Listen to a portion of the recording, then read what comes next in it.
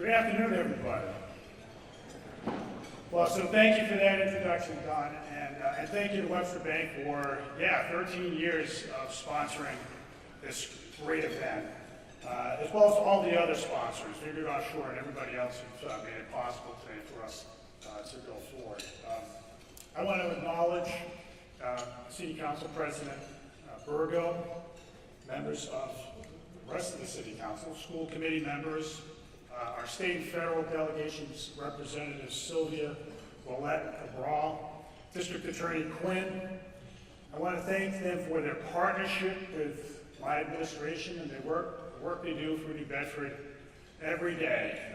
And thank you to the Chamber, of course, Michael Sullivan, you do such a great job.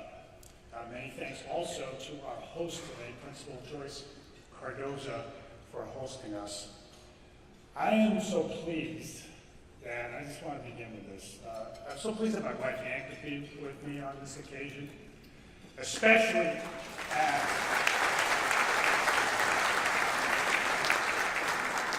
that's an applause from everybody who knows that I married up.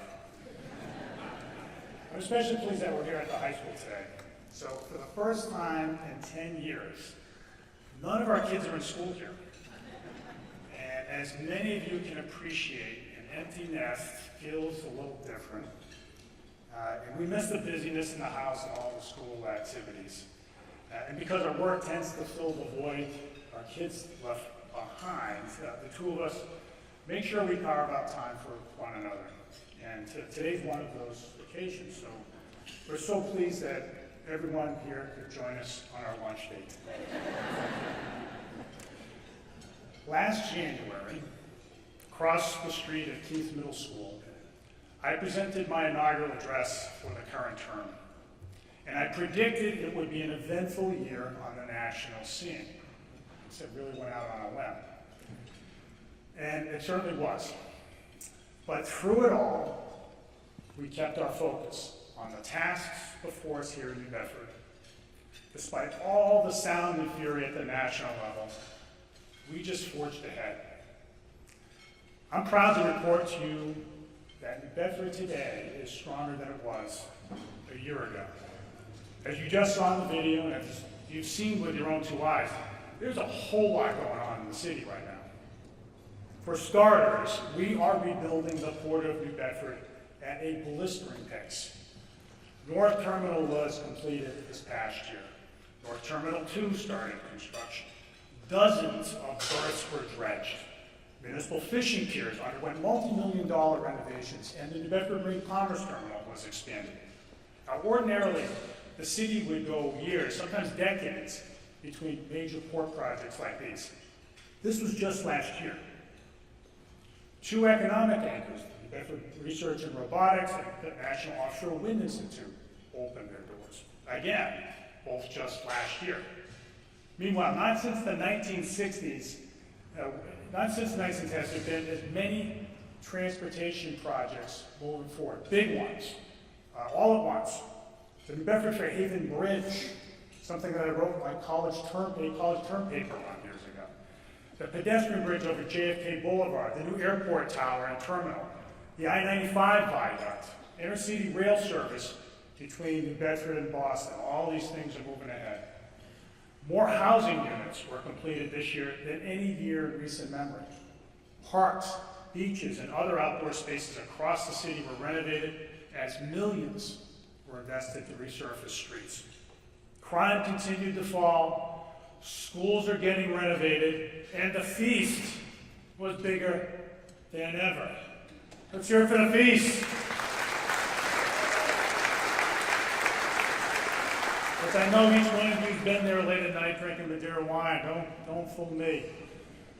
In the tumultuous year that just passed, we demonstrated again to ourselves and to others that we can succeed when we keep our eye on the ball. And we need to keep doing that. The advantage that we have at the local level is that we can operate atop a foundation of trust that has proven illusory at the national level in recent years. At the local level, government officials, members of the press, and anyone with official or private authority must interact with one another. You can be more confident about whom you can trust when you can look them in the eye, or if you know their backstory, or their friends or family, or where they live. The intimacy of interaction ensures greater accountability, for sure, but it also affords us the space to give the other guy the benefit of the doubt, rather than assuming the worst and reflexively criticizing. My job is to get things done for you. That is my mission. That is my pledge to you, and that is what you deserve. Our job together, as fellow citizens, is to continue the work of building the city we've always envisioned. A city that is the economic and cultural center of a distinct region. A city with a competitive economy that offers opportunity for everyone who seeks it. A city with a highly professional, caring, and efficient municipal government that commands the confidence of taxpayers. And a city recognized for its physical beauty, cultural richness, and the compassion of its residents, and where everyone feels like they belong. Our first line of effort is to nurture a high quality of life for our residents, both as an end in itself and also as a means of attracting investment. More often than not, a city's quality of life depends on how well city government does the job residents reasonably expect it to do. A high quality of life starts with public safety. Like its counterparts in other cities, the primary challenge in our police department in recent years has been staffing shortages. We responded to this problem by offering a signing bonus for new officers, eliminating the employee residency requirement, raising compensation across the department to a more competitive level, and launching a recruiting campaign. I am pleased to report that the number of police officers on the force is rebounding from a low of 199 officers last year to a projected 230 officers this spring.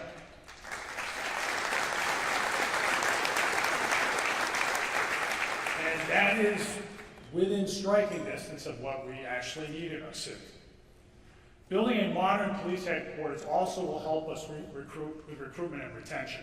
And we are about to hire a construction manager to move that big generational project forward. It's been over 100 years since the department had a purpose-built headquarters.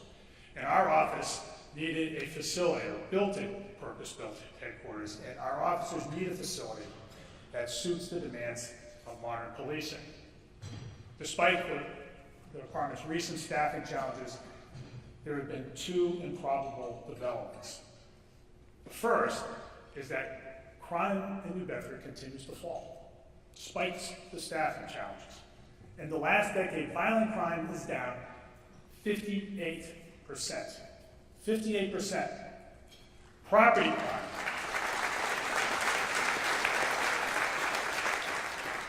Property crime has fallen 54%. Now, there are many reasons for this progress, and some of it mirrors, though still exceeds, national trends.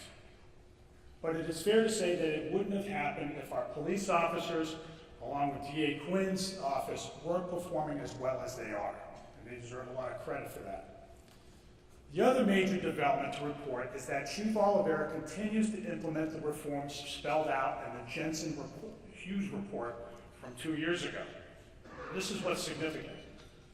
Comprehensive department reviews are almost always undertaken in the wake of a scandal or some other crisis. It happened 30 years ago in New Bedford. And that's because reforming police departments tends to be difficult without a whole lot of external pressure. That's just the reality. In the absence of that, and despite the evident success of declining crime rates, Chief Oliveira initiated that review. And he did it for one reason: to make the department more effective still. And he's followed through with the recommendations which have included the modernization of police policies, revamping training, restructuring senior leadership positions, adopting body-worn cameras, and expanding the use of mental health clinicians, among many, many others. So Chief Oliveira is sowing the seeds to grow an organizational culture in the department that will make it effective in maintaining the safety of our residents and commanding their trust for years to come. I ask you to join me in saluting the chief for not resting on his laurels and doing what is necessary to set the department up well in the long term. Of course, the police department doesn't do public safety work all on its own. And I want to thank our firefighters under Chief Kruger, who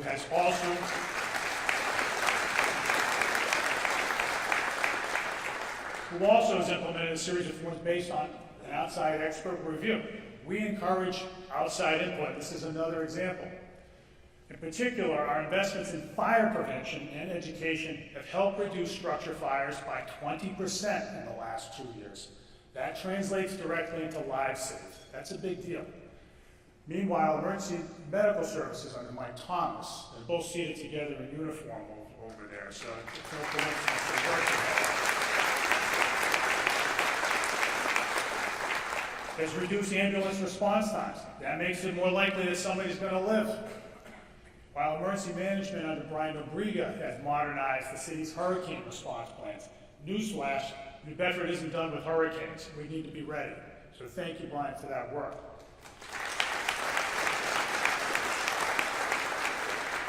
And their work is complemented in a big way by the Neighborhood Task Force under John Floor and Lindsay Carter Montero.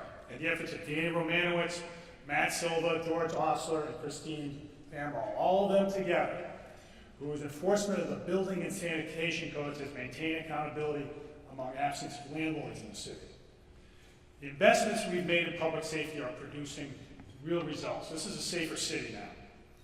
And this includes investments in traditional equipment. Of course, we saw some of them on the video, but it also includes upgrades in the way we manage data.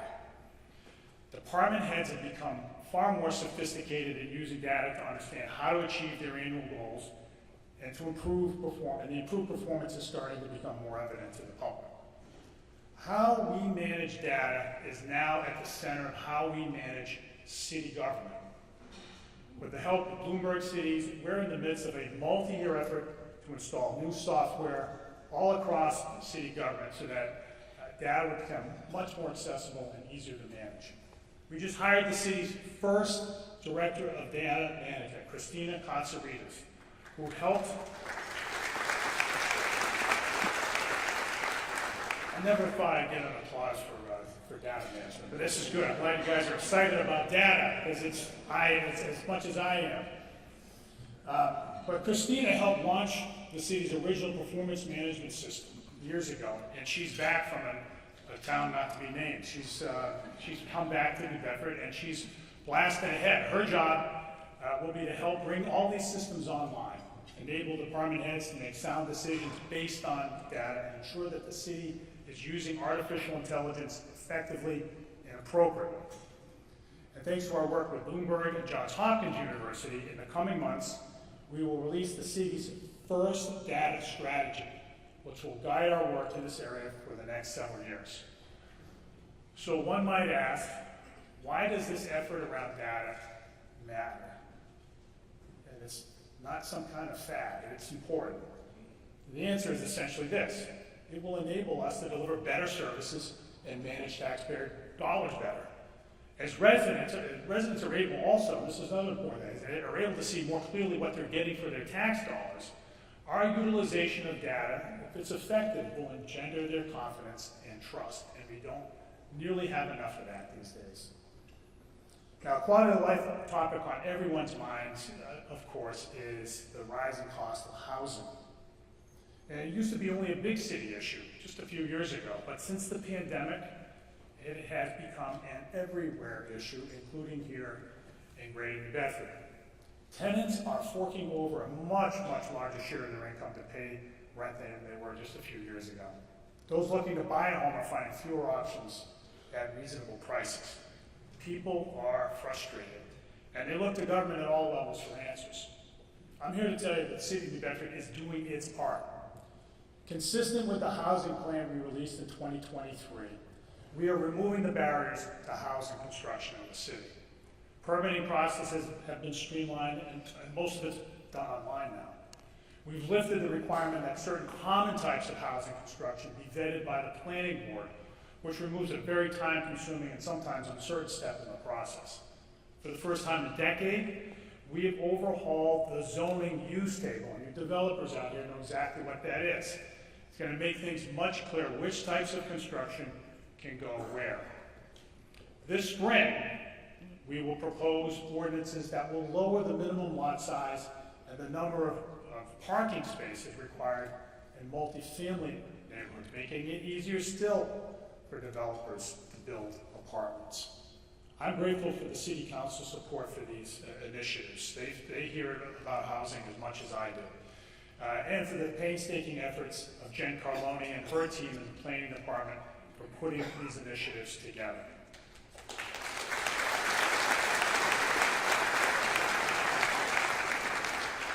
Meanwhile, our housing director, Josh Amron, and his team have recruited more developers and judiciously used ARPA and other programs for the extra funding some developers need to make their projects viable. Sometimes it just takes a little bit in the financing stack to get it done. Now, they've pushed a whole lot of vacant properties back onto the market, too. So in those cases, you don't even have to build anything, you just have to get it out of court. These efforts are working. And you've seen the construction out there. And still more apartments are in the pipeline. In the long run, the increase in supply will help put downward pressure on rents, I am confident. But it may not be enough. And that is because the rising cost of housing is not a problem New Bedford can solve on its own. There is a settled consensus now among economists that what's driving housing costs across America more than anything else is the inefficient use of land in suburban communities, whose zoning rules effectively allow only for single-family houses on relatively large tracts of land. This reduces the supply of places where people can live, and thereby raises the prevailing cost of housing all across regions. As a recent study by Mass Inc. confirmed, housing trends in Greater New Bedford reflect the same fundamental problem. Demand for housing in New Bedford is being driven by people moving here to find less expensive options. Most are from New Bedford suburbs, Cape Cod, northern Bristol County, where single-family homes predominate. They're moving away from these places because they simply can't afford to buy a single-family home there. And they're crowding out people here who have even less means. For understandable reasons, suburbs in Greater New Bedford and beyond are not eager to loosen up their zoning requirements.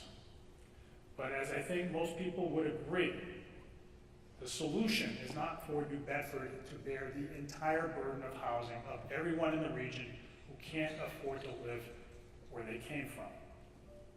Poverty in Greater New Bedford is already concentrated in the city proper. And among other implications, this has the effect of straining city services. Housing policies in the suburbs that exacerbate income segregation are neither in the interest of the city nor the region generally, nor is it good for the people who are forced to move away from the places they cannot afford to live. Now, it may be that the state must assert more control over local zoning. The recently enacted MBTA Communities Act was a step in that general direction.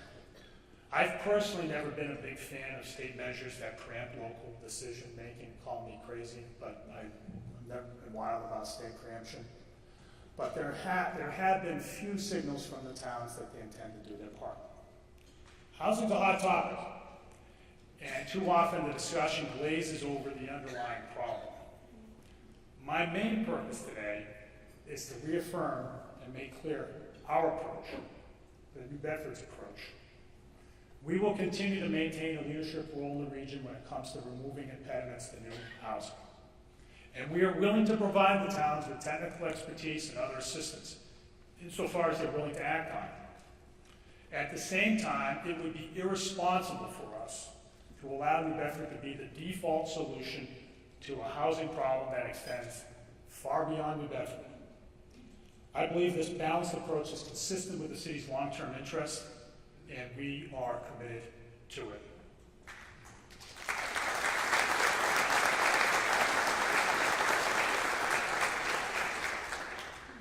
I don't mean to lay on a guilt trip to anybody who might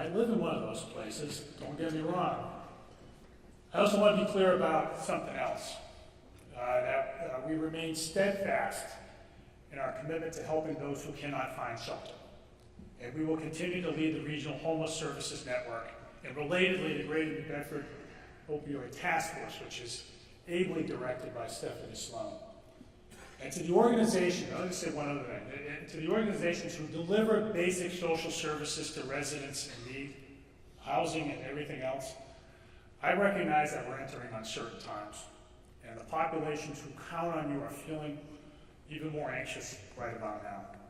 I want you to know that the city will remain your steadfast partner throughout, period.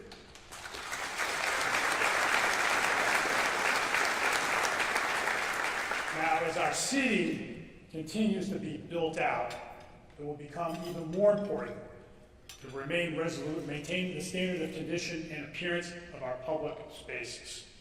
Our residents deserve to live in a clean city with well-designed and visually appealing public spaces and reliable infrastructure. Last year, we published a standard of appearance for the public realm, which has served as a foundation for our efforts to keep New Bedford looking great. Streets are the public spaces people experience the most. For decades, the city did not systematically invest in them.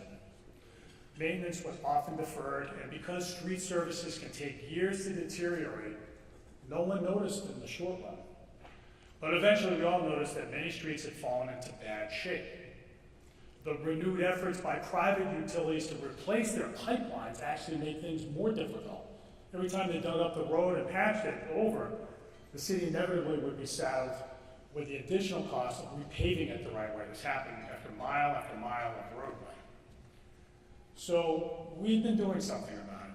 We've increased the city's annual commitment to road maintenance from $0 to $3 million annually. And we require private utilities to cover up their work the right way. We're still playing catch up, but steadily these measures are making a difference, and we're going to stick with them, and you're noticing the difference out there now. We've also invested tens of millions of dollars to make sure the city's drinking water is safe and affordable. We're on track to replace the city's remaining lead service lines in the next 4 years, well ahead of the schedule established under EPA regulations. In 2023, the city began work on some $46 million in wastewater projects, and an additional $96 million will begin this year, which will help us reduce stormwater discharges into Buzzards Bay and make the city more resilient to flooding. A city's infrastructure is a vast machine, and Jamie Pond and his team at DPI do a terrific job in keeping it all running smoothly. And I want to just thank them and ask to give them a round of applause. They make a lot of it. They make so much happen in the city.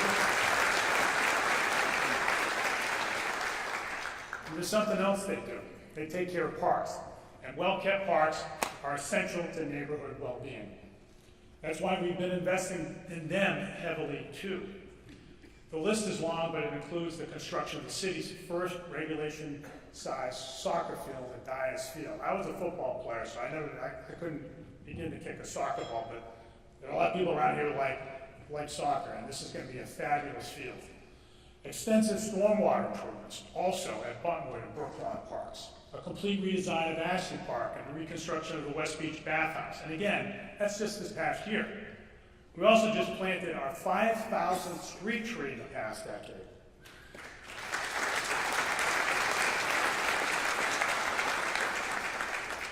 We've embraced the idea that planting trees is one of the most cost-effective ways to elevate neighborhood quality of life. As trees, when they're all grown up, cool houses, they slow the cars down, they clean the air, they beautify neighborhoods, and they raise property values. Pretty good. We hired experts to catalog our trees this past year and draft a comprehensive maintenance plan, which we will soon publish. It will include an interactive map available on the city's website that will allow you to look at information about each of the 12,000 street trees in the city, which is pretty cool, I think you will find. A city that looks great is one that proclaims for everyone that it cares about itself. City government has a foundational role to play in maintaining the spaces that we all share.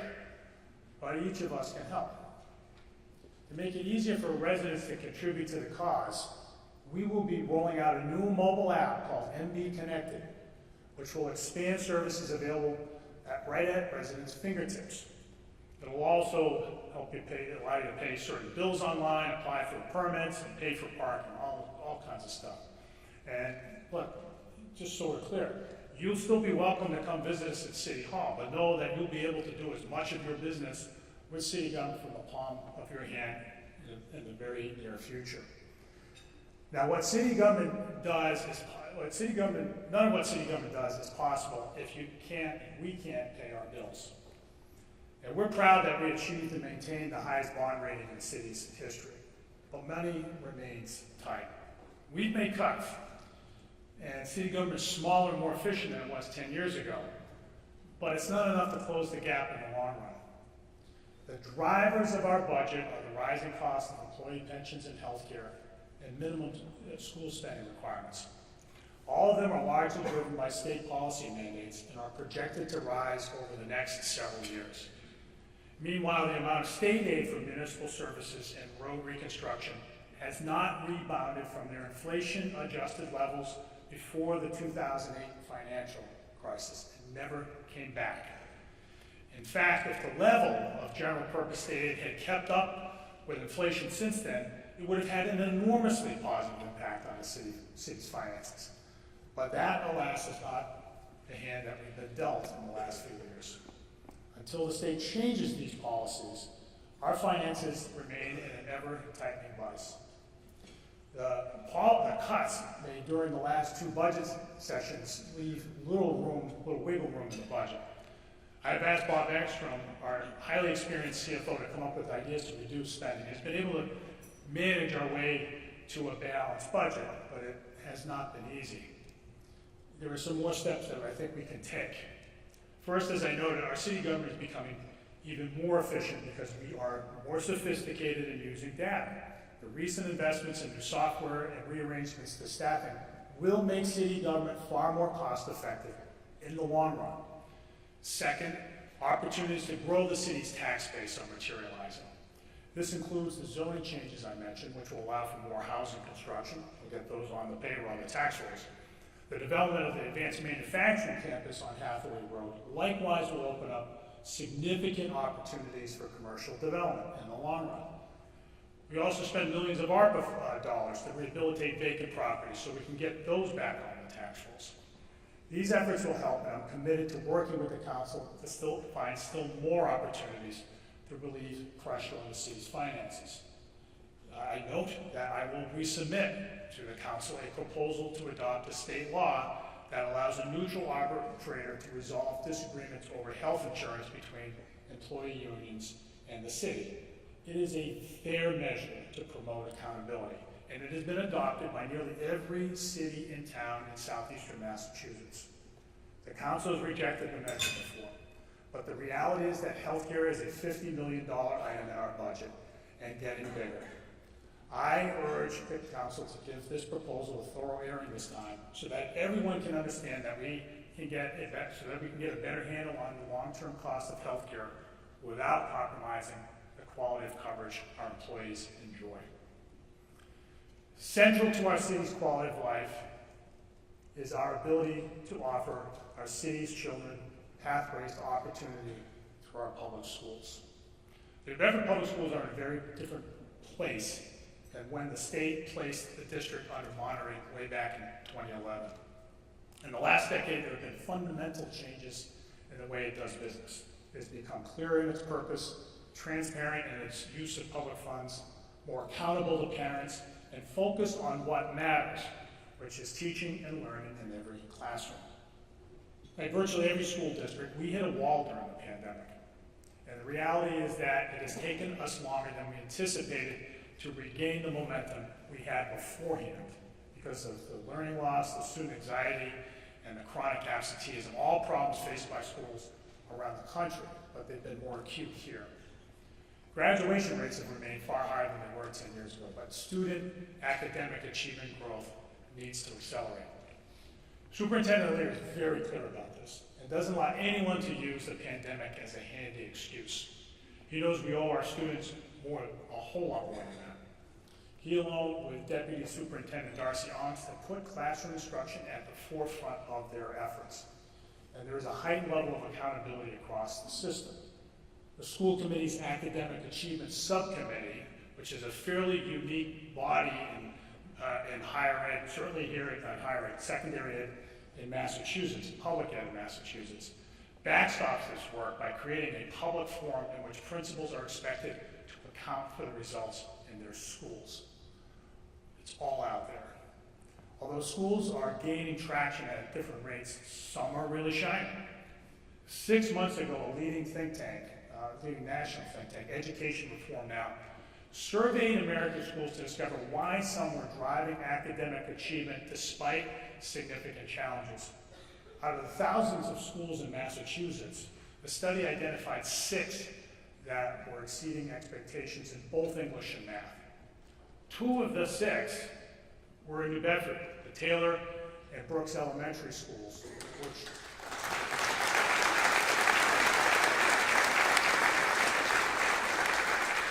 are led by 2 exceptional principals, Dr. Rafaela Di Figueiredo Spence and Jen Medeiros. They are proof positive that strong principal leadership matters, and I'm so pleased they're here today. Why don't you stand up, both of you.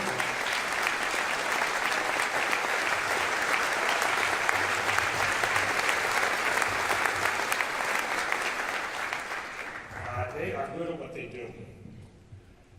Now, progress across the board will depend in part on reducing the number of students who are chronically absent. Principals have been bending over backwards to make schools a more welcoming place. And the school department has been going directly to homes to help families overcome whatever barriers there are to school attendance. And it's made a difference. All of the city's elementary schools are on track this year to return to pre-pandemic rates of attendance, which is really good. It has not been easy. But there's still work to be done in the higher grades.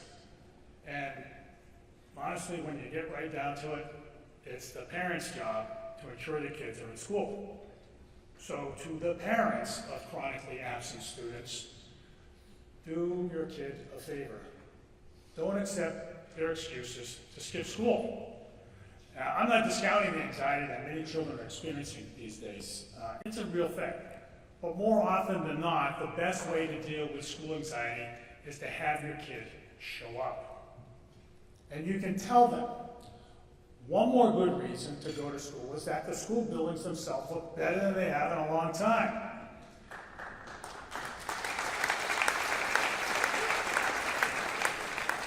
Because we made a very conscious decision to use federal relief funds primarily to fix up school facilities, one-time funding, and because the school district has vastly improved its capacity to manage capital projects under Barry Rabinovich, there is more school construction in the district now than there has been in 50 years. Nearly every school in the district older than 20 years has undergone or will undergo a major facility renovation. Now, most of them are internal. You can't see them if you're driving by, such as heating systems and roofs and a whole lot of other stuff. Some are more conspicuous. For instance, last spring we opened the new state-of-the-art field hockey and lacrosse field, just outside that door right there. And we built handicap accessible playgrounds at the 3 elementary schools. All good stuff. The kids love it. Now this year we will break ground on some pretty significant projects. This year we will we'll break ground on the Congdon DeValls Elementary School. But we'll also open the new central kitchen and the school-based health center, again, right outside this door, and begin the feasibility work for a new elementary school in the north end to replace the Ashley and Swiss schools. This is a lot of work going on. Now, I wish to note one thing, that we are proud of the work done at the city's 2 major high schools. Bedford High and Voc are 2 of the biggest high schools in Massachusetts. Now, over at Voc Tech, under Mike Watson's steady hand, we've seen continued growth in test scores and key investments in the school's physical plant. The place looks great, and I know many of you have been there. And it is well suited for the important work of preparing students for the evolving needs of the region's employers, and many of you are in this room. Now, this includes cutting-edge disciplines such as robotics, where VoTech really excels. It's not just in the traditional trades, it's a whole lot more than that. Now, you've no doubt heard about the success VoTech has had in sports in recent years, but you also need to know that its students have been placing at the top of national robotics competitions as well, which is no mean feat. Now, here at New Bedford High School, we've seen tremendous success recently in the admission of students to America's most competitive colleges. The passing rate on advanced placement tests remains strong, and the participation rate in advanced courses is the highest it has ever been. There is a commitment to academic rigor here that is unmistakable. As parents of 3 recent New Bedford High School graduates, Ann and I are pleased to share with you our observation that New Bedford High School prepared our daughters very well for the demands of college coursework. People here need to know that. As mayor, I just want to thank all the teachers, administrators, and paraprofessionals for their commitment to activating the potential of every student in our city. Thank you very much.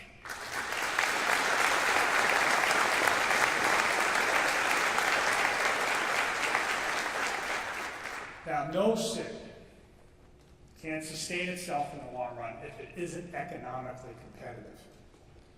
We in Greater New Bedford are competing in a global economy for investments and jobs, and if we don't compete effectively, those investments and jobs will go elsewhere, as our city has realized over its history, the hard way. The work of economic development tends to be more challenging for cities like ours that are not part of a major metropolitan area, where the lion's share of capital in America has gravitated in the last few decades. We don't have the luxury of simply plodding along and reacting to development proposals as they come in the door like manna from heaven. And sometimes I look at mayors out there in some of those cities that I won't name and say, geez, that must be nice. In contrast, we've had to hustle, which is actually better because it actually is more gratifying when you succeed. But determination alone isn't enough. You need a clear and sound strategy. Ours has been grounded in a well-established economic development theory, pioneered most notably by Professor Michael Porter at the Harvard Business School, who emphasized that regional economic developments, quote, must embrace the pursuit of competitive advantage and specialization, rather than attempt to imitate exactly what is present in other locations. This requires building on local differences and sources of uniqueness where possible, and turning them into strengths. When it comes to strengthening our economy, we don't chase fads or gimmicks. We build on what we already do well.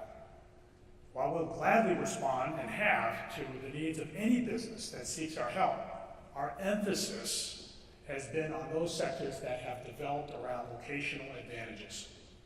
As the song goes, we accentuate the positive. In New Bedford, more than anything else, that means the maritime economy. The Port of New Bedford generates over $11 billion in annual economic output and supports over 6,700 jobs. Its success is predicated on a set of geographic, workforce, and infrastructure advantages. Our work has been to build on this foundation by enhancing these advantages so businesses continue to innovate, invest, and grow. And the results have been considerable. In the last decade, as you saw in the video, over $1.2 billion of new port infrastructure construction and dredging has been completed or is about to be underway. That's a lot. Think the whaling days of New Bedford. It has not happened since that long. I want to thank our state and federal delegation for supporting the availability of these funds. A lot of state and federal funds have come in. The reps who are here today, Rep. Cabral, who's been there for a long time in particular, for their continued support of the Port of New Bedford. But this is a big, big deal. New maritime businesses have also set up shop. There are a number of you in this room who have grown and expanded. The Quinn Shipyard has done fabulous work. That's one of the biggest examples, but there's so many more up and down the waterfront. While at the same time, the port continues to be the leader, America's leader, in fishing and seafood processing. We've helped establish new institutions to promote maritime competitiveness and innovation, including, at this long list, the New Bedford Ocean Cluster under the great leadership of Mayor Bullard and Jen Downey, National Offshore Wind Institute under Bristol Community College, the National Coalition of Fishing Communities, New Bedford Research and Robotics, and the Mass EC's Ocean Energy Innovation Center, which is moving ahead, while the New Bedford Port Authority, under Gordon Carr's leadership, has strengthened its capacity to manage the operations and development of the port. All these things together give us a far greater ability to attract capital and grow jobs and move things ahead. They really didn't exist, certainly not in the way they do even a decade ago, even 5 years ago. Now looking ahead, I see a whole lot of opportunity.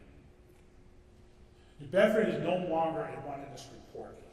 Although commercial fishing remains our primary industry, our work in the years ahead must be aimed at enabling every maritime industry to thrive here, including fishing, offshore wind, marine technology, construction and logistics, cruise lines, cargo, aquaculture, recreational boating, and tourism. There's probably some I'm not even aware of.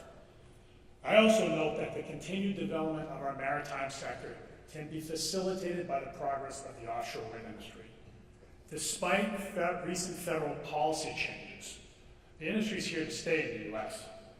Energy demand is growing, especially in the new AI era. Our country will need to utilize every new megawatt it can generate, wherever it comes from. And wind projects must, of course, be properly sited so as to avoid sensitive fishing areas, such as those along the mid-Atlantic. And we look forward to discussions with the new administration in Washington about how the industry can continue to build out responsibly. One project that is moving forward, despite all the things you've heard out there, is Vineyard Wind, which continues to contribute to New Bedford's economy. And I want to salute the Vineyard Wind team along with Klaus Muller for all their work, despite all the hurdles they've had to clear along the way. They are moving forward. Now, our effort to support a vibrant, diversified, and competitive economy, of course, is hardly limited to the waterfront. As many of you here can attest, Greater New Bedford has a sizable and successful manufacturing, cultural, healthcare, and other sectors. In general, they're all on solid financial ground, benefiting in part from the overall health of the national economy. I believe there are more opportunities for New Bedford's manufacturing sector in particular. The reshoring of American factories appears to be continuing, with the prospect of an advanced manufacturing campus on Hathaway Road, and I want to thank the council for their support for that very important project. With the new training programs over at Voltech, the reinstitution of the New Bedford Redevelopment Authority, and improvements in infrastructure across the city in recent years, we're in a better position to expand manufacturing than in a long time. Now, to capture this moment, I am announcing that the New Bedford Economic Council, under the skillful leadership of Derek Santos, will develop a roadmap for manufacturing growth and success. And that will come out at some point this year. We want to make sure that we're capitalizing on this opportunity. We in New Bedford have a long, rich history of making things, and that we will continue to do. One of the main reasons why New Bedford is, let me just say this emphatically, one of the reasons that New Bedford is the coolest place in America is our arts and cultural sector.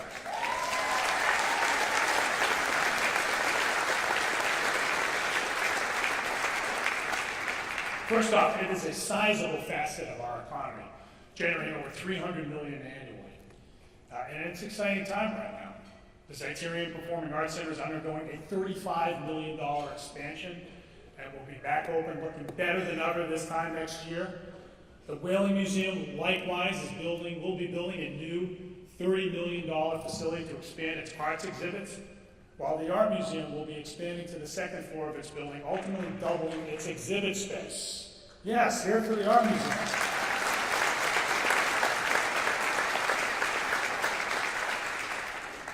There's a lot else out there. The zoo, the Roadstone Stuff House, the James Arnold Mansion, and the Madeiran Heritage Museum all recently completed major renovations. With the guidance of our creative strategist, Margot Saulnier, We've invested, oh, she's got to follow, yes. We've invested over $1 million in the last 2 years in seed funding for independent artists of every kind, and you see their stuff popping up all over the city. Now, I hasten to note that many of these investments were made possible by funding from the American Rescue Plan Act. Our main goal with ARPA funds was to encourage private investors for housing and other projects to compete for funding by having them pony up their own funds. And we also used ARPA dollars to match grants from federal and state government sources. That way, we could turn our allotment of ARPA funds into a much larger infusion into our local economy. Now that the ARPA funds are fully committed, I'm proud to say that altogether, our $82 million ARPA allotment will have leveraged an additional $270 million in outside funding. That's a big shot beyond for our local economy, and that's exactly what we intended to happen. I'm grateful for the work of our federal delegation, which made the funding possible, and for the work of our city team, most especially Christina Connolly, Jessica Bailey, and Kate Miller, for their skillful management of the funds. The ARPA rates are complicated.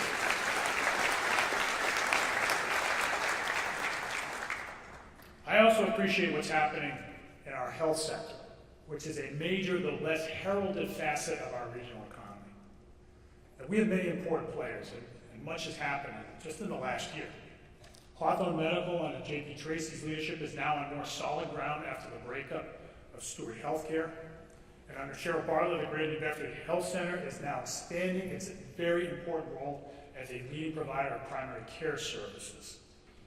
I also want to give a special shout out to Dave McCready, who as CEO of South Coast Health, has steered Greater New Bedford's leading healthcare provider and the largest employer to greater stability and a more promising future.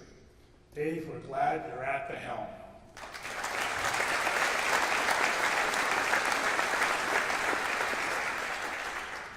The New Bedford Regeneration Committee, led by Tony Sapienza and Maureen Armstrong, working with my administration, is now developing an overarching economic development strategy this year that will touch all of these sectors. It will also address the other key elements of a thriving regional economy, namely the needs to support small business activation and growth, strengthen anchor institutions and recruit new ones, and continue to build up the downtown, the region's economic and cultural epicenter. This plan will point the way forward for our economy for the next decade. We're looking forward to it. Now, effective government is necessary, but not nearly enough for a city to thrive. Our city, a city, sustains itself in the long run through the combined works of its people. Government is often the vessel of collective effort, but not always. The most successful cities are the ones in which private actors, residents, businesses, and associations, find ways to contribute directly to the greater good through their time, their talent, their treasure, not to serve themselves, but simply to make their city a better place. For everyone who professes a love of New Bedford, and if you are here or listening today, you are surely in the club. There are many sources of inspiration in plain sight. It's the neighborhood groups that come together to work on the most local of issues. It's the groups that organize turkey drives at Thanksgiving. It's those who are raising their hand to support the funding for the Herman Melville statue. It's all the volunteers who show up at house fires to assist displaced families at their time of greatest need. And it's the youth sports league coaches who stick with the program long after their kids age out. There were plenty of examples, whether it's out of pride, generosity, duty, or love, or all of the above. When people step up and government plays a complementary role, great things can happen. I want to pay tribute today to one of New Bedford's most successful examples of civic initiative. This year marks 20 years that the volunteers at Operation Clean Sweep have been making our city cleaner and brighter.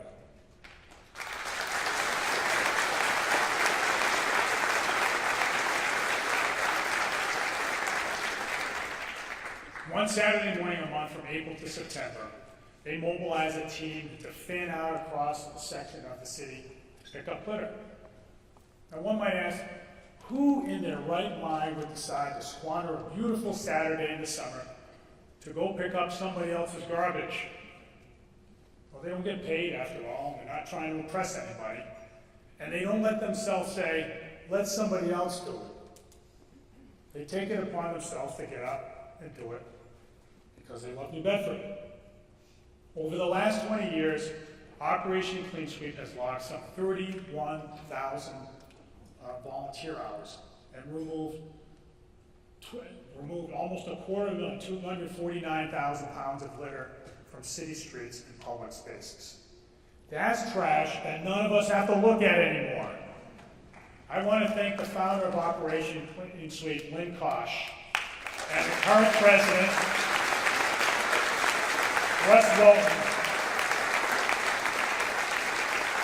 I want them to stand up. You don't get to sit down for this, guys. They put a ton of work into this. Let's hear it for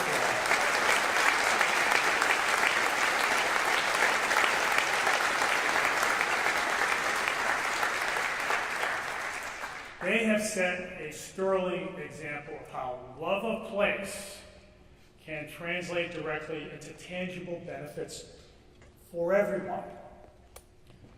You guys have honored us by your works. Lynn and Russ and the volunteers remind us all that when you love where you live and act on that love, you can make it an even better place and improve yourself in some small way too. Thank you, everyone, and God bless our great city.